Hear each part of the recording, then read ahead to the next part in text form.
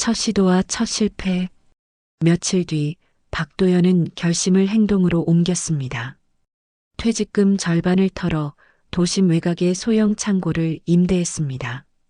낡은 철문이 달린 그곳은 먼지와 냄새로 가득했지만 그는 그 안에서 새로운 가능성을 보았습니다. 벽을 닫고 바닥을 정리하고 전선을 새로 연결하며 그는 하루 종일 땀을 흘렸습니다. 작업복을 입은 그의 손끝에는 오랜만에 살아있음이 느껴졌습니다. 이하윤이 찾아왔습니다. 아저씨, 정말 시작하신 거예요? 응, 인생 한 번뿐이잖아. 이번엔 내가 대표야. 도연은 웃었지만 그 웃음 뒤에는 긴장감이 섞여 있었습니다.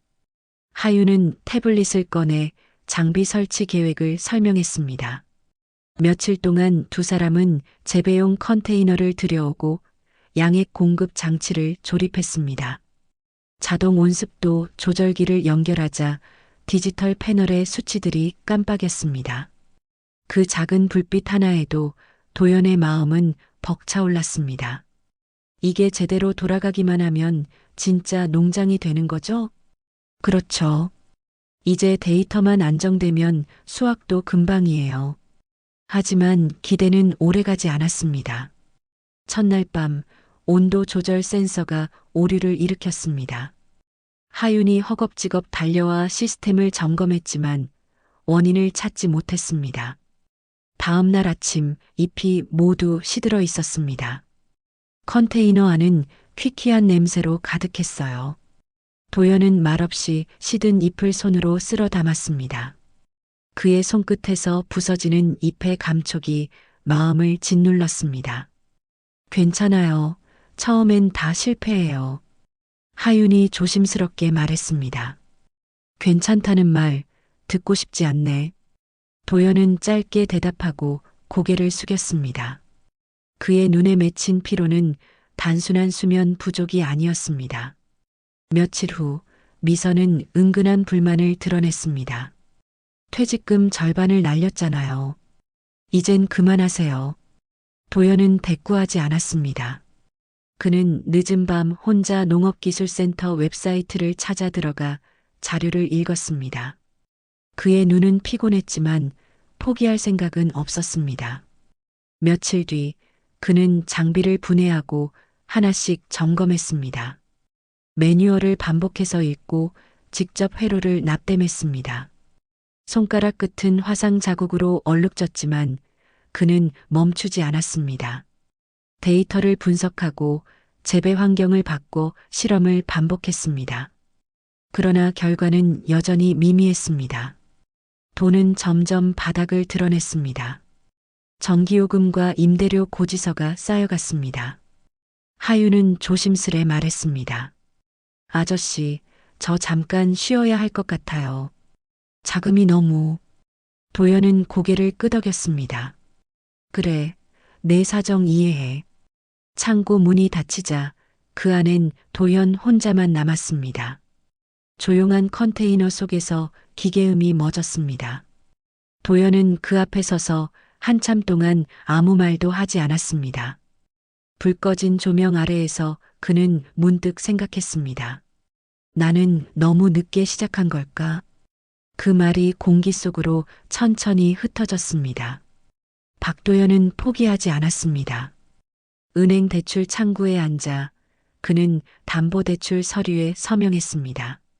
손끝이 떨렸지만 그의 눈빛은 여전히 불이 붙어 있었습니다.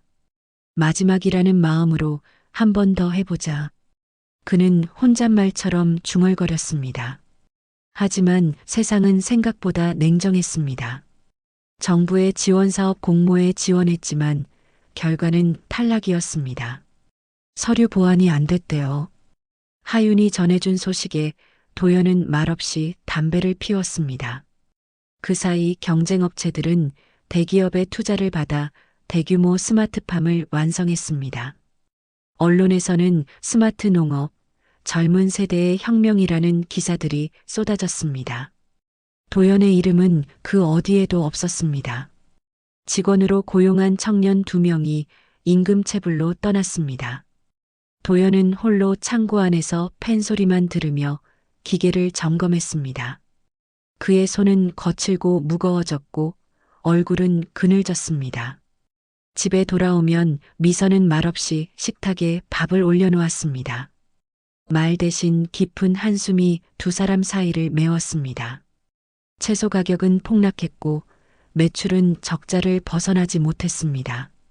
SNS에는 은퇴 창업 실패담이라는 글이 떠돌며 도연의 사진이 함께 퍼졌습니다.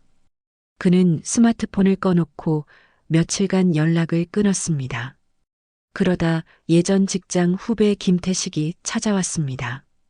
형, 시장이 뭔지부터 다시 봐야 해요. 기술보다 수요를 먼저 잡으세요. 태식의 말은 단순했지만 묘하게 설득력이 있었습니다. 도연은 데이터를 다시 분석했습니다. 그리고 도시의 식량 공급 불안, 기후 변화로 인한 재배 불균형 문제를 발견했습니다.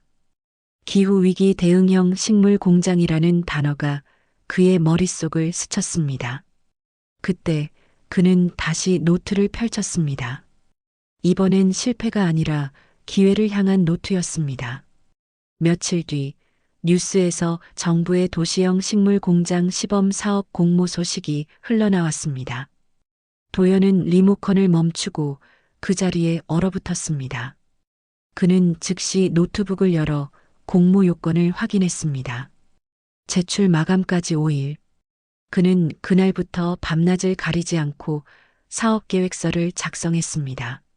수많은 표와 그래프, 재무 계획을 직접 손으로 그렸습니다. 하윤은 다시 찾아와 도왔습니다. 아저씨, 진짜 가능성 있어요. 이번엔 제대로 해봐요. 도연은 고개를 끄덕였습니다. 그의 눈가에는 피로가 깊게 드리워져 있었지만 의지는 단단했습니다. 서류 제출 마지막 날, 그는 폭우를 뚫고 직접 관공서에 도착했습니다. 심사 현장은 긴장으로 가득했습니다. 젊은 스타트업 대표들과 대기업 임원들이 자신감 넘치는 발표를 이어갔습니다. 도연은 낡은 양복을 정리하며 순서를 기다렸습니다. 박도연 대표님, 발표 준비되셨나요? 그는 조용히 고개를 숙이고 단상 위로 올랐습니다. 그는 기술의 화려함 대신 데이터를 기반으로 한 효율과 지속성을 이야기했습니다.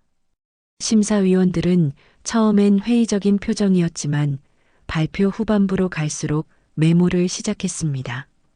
그의 경험과 현실적 분석이 오히려 설득력을 주었습니다.